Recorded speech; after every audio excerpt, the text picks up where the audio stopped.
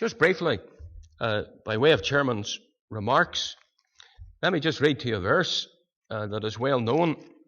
It's in the book of the Revelation, chapter 13, the verse 17, that no man might buy or sell, save he that had the mark, or the name of the beast, or the number of his name. I'd like just to emphasize, say a few words on a question that I've been asked quite a few times in recent weeks and recent months.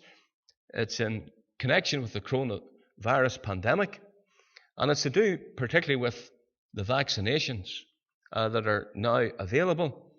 A number of people have asked me the question, is the vaccination and also the certificate and so on that goes with it, is that the mark of the beast?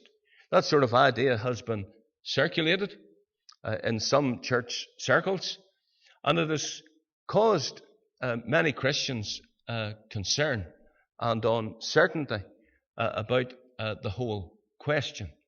I want to emphasize to you, men and women, that the mark of the beast is not related to medication. It's not something that is related to medicine. I want to make that very clear. The mark of the beast is related to trade and to buying and selling, as this verse that we've read from clearly states. Certainly some of the things that are taking place in the world of finance, the changes, and even some of those changes are being introduced as a result of the current crisis.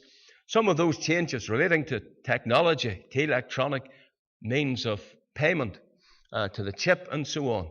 All of these things are paving the way to the mark of the beast. But none of those things actually are the mark of the beast, and we want to make that perfectly clear to you. There's a very simple reason, men and women, why anything that's happening at present, whether it's to do with finance or to do with the world of medicine, why those things cannot be the mark of the beast. And it's simply this: because the beast, or the Antichrist, remember that the beast is one of the titles, is to show his ferocious nature, his wild nature, the attacks that he will make, particularly upon righteousness and the people of God. But the beast is one of the titles of the Antichrist, and the Antichrist has not yet arisen. Until the Antichrist is revealed and made manifest, the mark of the beast will not be implemented upon society. And we reckon it will be implemented just upon the Roman society. That is, the area of the earth where the old Roman Empire once covered.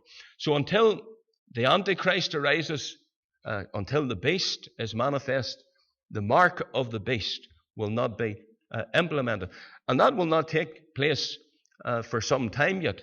In fact, for quite a few years yet. You ask, how do we know that? How can we say that? Well, there are certain things that have to be fulfilled first before the Antichrist arises. There has to be the rebuilding of Babylon. Remember, one of his titles is King of Babylon. He's going to be the ruler of Babylon.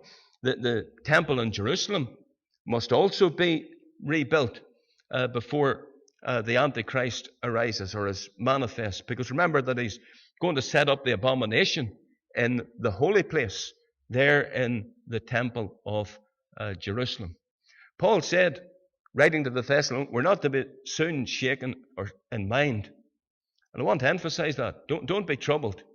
Don't be anxious by the things that are taking place at the minute. Or don't let anybody else trouble you with wild statements about things that they don't fully understand. None of the things that are happening at the present day in which we live is the mark of the beast as spoken about in the prophetic scriptures. So pray the Lord will bless and help you through those few remarks today.